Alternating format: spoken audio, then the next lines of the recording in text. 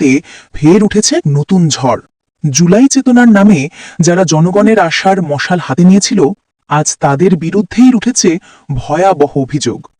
গণ অধিকার পরিষদের সভাপতি নুরুল হক নূর রবিবার রাতে নিজের ফেসবুক আইডিতে এক বিস্ফোরক পোস্ট দিয়ে বলেছেন, জুলাই চেতনার কথা বলে ওরা ভাগ বাটোয়ারা, ধান্দাবাজি আর ক্ষমতার লোভে দেশটাকে আরেকটা সংকটের মুখে ফেলে দিয়েছে।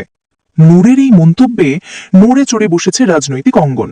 তিনি আরো বলেন, আফসোস হয় রাষ্ট্র পুনর্গঠনের এত বড় আমি চাই এই তথাকথিত ভণ্ড চেতনাবাজ আর নব্য লুটেরাদের বিরুদ্ধে একটা গণতদন্ত কমিশন হোক। তার এই পোস্টে ছিল রাগ, হতাশা আর এক ধরনের হুঁশিয়ারি। নূর লিখেছেন, মানুষের সঙ্গে প্রতারণা আর গণ অভ্যুত্থানের স্বপ্ন নস্যাৎ করার অপরাধে এদেরও বিচারের কাঠগড়ায় দাঁড় করানো হোক। তারপরই আসে সেই অংশ যা সামাজিক যোগাযোগ মাধ্যমে ভাইরাল হচ্ছে। নূর বলেন, আমি একজন শেখ হাসিনার বড় সমালোচক ছিলাম।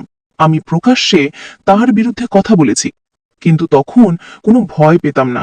আজ রাস্তায় বের হতেও ভয় পাই। তার কণ্ঠে ছিল এক ধরনের তীব্র আক্ষেপ। তিনি লিখেছেন, হাসিনার সময় আমরা নিরাপত্তা অনুভব করতাম, তিনি আমাদের তুলতেন না। আওয়ামী লীগ প্রকাশ্যে চাঁদা তুলত না, কিন্তু এখন লুটপাট, চাঁদাবাজি আর দখলদারিত্বের রাজত্ব চলছে প্রকাশ্যে। নূরের মতে এই অবস্থা যদি চলতে থাকে, তাহলে বিএনপি জামায়াতের এই নব্য লুটেরারাই জনগণকে আবারও আওয়ামী লীগের কাছে ঠেলে দেবে, কারণ মানুষ এখন তাদের আসল রূপ দেখে ফেলেছে। তার এই বক্তব্য যেন এক রাজনৈতিক ভূমিকম্প। কেউ বলছে নূর এখন বাস্তবতার মুখোমুখি, আবার কেউ বলছে এটা নূরের রাজনৈতিক হতাশার বহিঃপ্রকাশ। কিন্তু যাই হোক, নুরুল হক নূরের এই পোস্ট বাংলাদেশের রাজনৈতিক অঙ্গনে নতুন এক বিতর্কের জন্ম দিয়েছে। তিনি স্পষ্ট করে দিয়েছেন, এখন সময় সত্য বলার, না হলে ইতিহাস কাউকে ক্ষমা করবে না। তিনি বলেছেন, জুলাই চেতনার নামে যারা জনগণকে ধোঁকা দিয়েছে তাদের মুখোশ খুলে দিতে হবে। যারা গণ আন্দোলনের স্বপ্ন ভেঙে দিয়েছে তাদের বিচার চাই, গণ তদন্ত কমিশনের মাধ্যমে। তার এই আহ্বান যেন নতুন এক আন্দোলনের সুর। তা সাধারণ মানুষ অনেক আগের অনুভব করেছে। তবে তার মতো একজন ছাত্রনেতা, যিনি শেখ হাসিনা সবচেয়ে তীব্র সমালোচকদের একজন ছিলেন, তিনি আজ যখন বলেন হাসিনার সময় ভালো ছিলাম, তখন সেটা শুধু রাজনৈতিক বক্তব্য নয়, এটা পুরো প্রেক্ষাপটকে নাড়িয়ে দেওয়ার মতো এক স্বীকারোক্তি। নূরের এই পোস্টে পর থেকেই সামাজিক যোগাযোগ মাধ্যমে চলছে তুমুল বিতর্ক। কেউ তার পাশে, কেউ বিপক্ষে, কিন্তু সবাই একমত, নূরের এই বক্তব্য আগামী দিনগুলোতে রাজনীতির হিসাব নিকাশ বদলে দিতে পারে। শেষে নূরের বার্তা যেন এক স্পষ্ট সতর্ক বার্তা। দেশ এখন সংকটে। যদি এখনই ভণ্ড চেতনাবাজদের থামানো না যায়, তাহলে জনগণের স্বপ্ন চূর্ণ হবে বারবার। রাজনীতি এখন যেন দাবার এক জটিল খেলা। কারা লুটে নিচ্ছে দেশের ভবিষ্যৎ আর কারা সেই লুটেরাদের বিরুদ্ধে সত্যের পতাকা উড়াচ্ছে, সময় তার জবাব দেবে। যারা লুটপাটের রাজনীতি করছে তাদের কাঠগড়ায় দাঁড় করাতে চায় এখন জনগণই। নূরের কণ্ঠে তাই আজ একটাই বার্তা, সময় এসেছে সত্য প্রকাশের। বাংলাদেশের রাজনীতিতে আবারও আলোচনায় ফিরে এসেছে আওয়ামী লীগ। 1 বছরেরও বেশি সময় আগে বৈষম্য বিরোধী ছাত্র আন্দোলনের পরিপ্রেক্ষিতে দানা বাঁধা রাজনৈতিক অস্থিরতায় ক্ষমতাচ্যুত হয় দলটি। দলীয় প্রধান শেখ হাসিনা পদত্যাগ করে দেশ ছাড়লেও সাম্প্রতিক সময়ে রাজনৈতিক পরিমণ্ডলে আওয়ামী লীগের নাম আবার উচ্চারিত হচ্ছে নতুন করে। নির্বাচন কমিশনের বক্তব্যে আলোচনার ঝড়।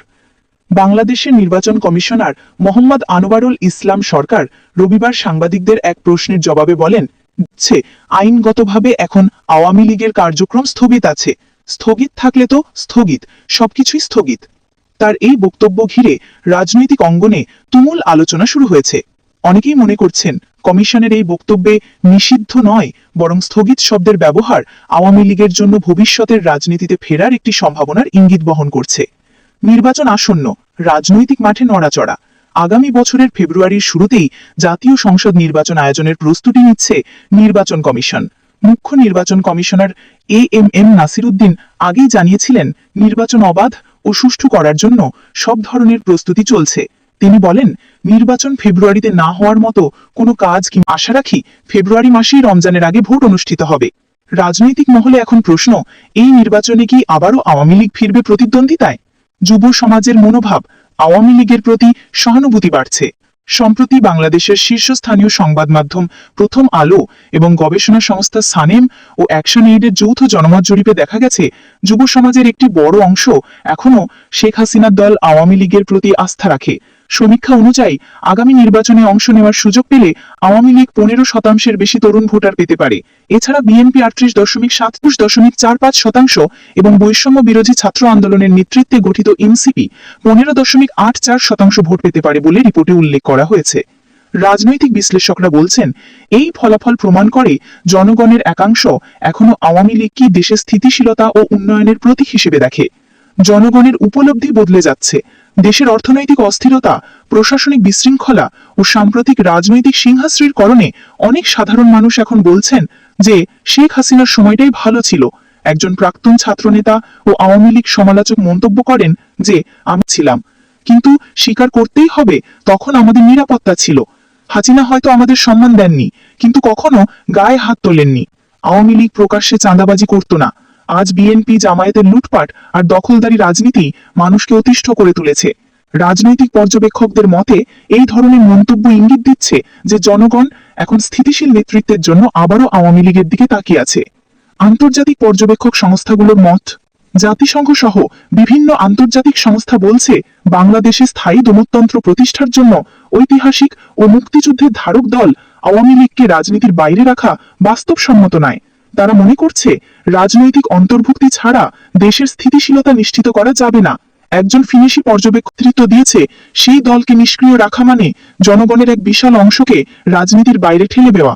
সব মিলিয়ে বাংলাদেশের রাজনৈতিক আকাশে নতুন আলো দেখা যাচ্ছে। নির্বাচনের পূর্ব প্রস্তুতি, জনগণের মনোভাব, আন্তর্জাতিক বার্তা সবকিছু যেন ইঙ্গিত দিচ্ছে এক নতুন অধ্যায়ের। রাজনীতির পুরনো অভিজ্ঞতা আর উন্নয়নের ধারাবাহিকতা নিয়ে আওয়ামী লীগ কি আবারও মাঠে নামবে? দেশ জুড়ে এখন একটাই প্রশ্ন, বাংলাদেশ কি আবারও বঙ্গবন্ধুর আদর্শে ফিরে যাবে?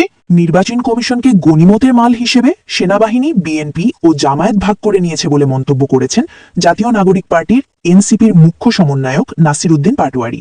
আজ রোববার আগারগাঁওয়ের নির্বাচন আখতার আহমেদের সঙ্গে সাক্ষাৎ শেষে সাংবাদিকদের সামনে এসব মন্তব্য করেন তিনি। এনসিপির মুখ্য সমন্বয়ক বলেন, আওয়ামী লীগ যে গনিমতের মালগুলো রেখে গিয়েছিল, সেই গনিমতের মাল বিএনপি, জামায়াত ও উপদেষ্টারা সবাই ভাগ করে নিয়েছে। রাষ্ট্রের বর্তমান যা অবস্থা, এই ইলেকশন কমিশনও তারা গনিমতের মাল হিসেবে ভাগ করেছে। আর্মি এক ভাগ নিয়েছে, বিএনপি এক ভাগ নিয়েছে, জামায়াত এক ভাগ নিয়েছে। গণতান্ত্রিক যাত্রায় আমরা নির্বাচন কমিশনকে কোনো নির্দিষ্ট ধর্মের কাছে, কোনো ধর্মীয় রাজনৈতিক দলের কাছে অথবা কোনো ফ্যামিলির কাছেও বর্গা দিতে চাই না। আমরা জনগণের প্রতিষ্ঠান হিসেবে নির্বাচন কমিশন হলেন, যার হাত দিয়ে বাংলাদেশের মানুষের রক্তে রঞ্জিত হয়েছে, আহত হয়েছে, শহীদ হয়েছে এবং অন্যতম কারিগর ছিল চুপ্পু। সেই চুপ্পুর হাতের সাইন দিয়ে এনসিপি বাংলাদেশে কোনো জুলাই সনদে সাইন মানবে না বলেও জানান তিনি। ফেব্রুয়ারিতে নির্বাচন বিষয়ে সাংবাদিকদের এক প্রশ্নের জবাবে তিনি বলেন, আমরা চাই বাংলাদেশে দ্রুত একটা নির্বাচন হোক।